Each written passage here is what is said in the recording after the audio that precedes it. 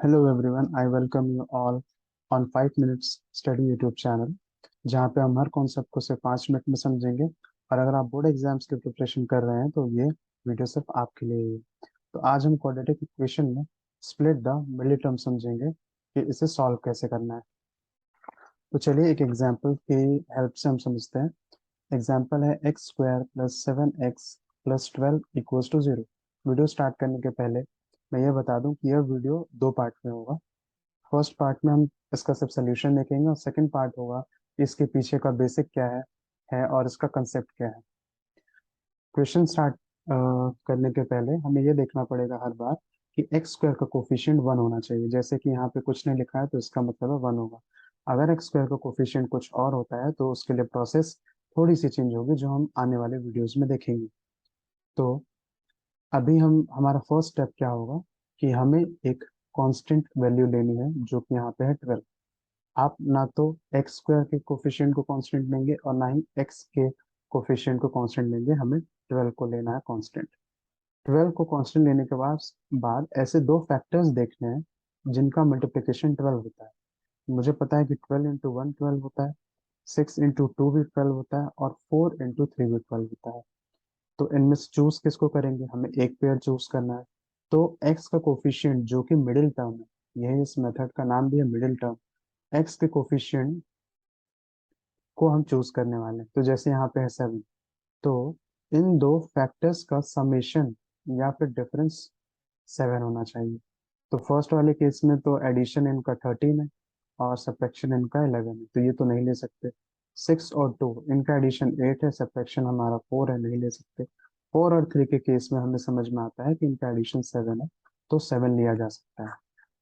Finally 4 और 3 हम factors लेके आगे बढ़ते हैं। तो अब मिडिल टर्म को स्प्लिट करने की बारी है 4 और 3 के टर्म्स में। तो ये हो जाएगा 4x plus 3x, 4x plus 3x 7x हो जाएगा। उसके बाद हम यहाँ पे 12 ऐसे ही लिख लेंगे। इसके बाद आता है सेकंड स्टेप, जहाँ पे हम फर्स्ट टू टर्म्स की पेयरिंग करते हैं और लास्ट टू टर्म्स की पेयरिंग करते हैं। फर्स्ट पेयर में से हम x को कॉमन निकाल सकते हैं, तो हमें हमारे पास बचेगा x प्लस 4। और सेकेंड पेयर में से हमें दिख रहा है कि 3 कॉमन निकल सकता है, तो फिर यहाँ पे आ जाएगा x प्लस 4 इक्वल्स टू 0। अब यहाँ पर बच्चों को कंफ्यूजन होता है कि अब कैसे कॉमन निकालें। तो ये एक ग्रुप फॉर्म हो गया, ये एक ग्रुप फॉर्म हो गया, दोनों में हमें क्या कॉमन दिख रहा है? x प्लस 4, तो x प्लस 4 कॉमन निकाल लेते हैं। फिर इस फर्स्ट ग्रुप में से मुझे दिख रहा है कि x कॉमन बच रहा है और सेकेंड ग्रुप में से 3 बच रहा है, तो मैंने 3 ले लिया। अब देखिए आप कि किसी किन्हीं दो चीजों का मल्टीपल 0 है, तो सीधी सी बात है उनमें से कोई एक 0 होगा। तो हम बोलेंगे x प्लस 4 0 या x प्लस 3 इक्वल्स टू 0। तो यहाँ से हमें मिल गया x इक्वल्स टू -4 और x इक्वल्स टू -3।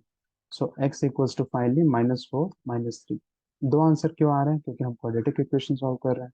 अगर ये लीनियर इक्वेशन होता तो एक आंसर आता, अगर x की पार्ट 3 होता तो 3 आंसर आते। फिलहाल यहाँ पे x की पार्ट 2 है तो दो दो आंसर्स आएंगे, जो है -4 और -3। यही आपके फैक्टर्स है।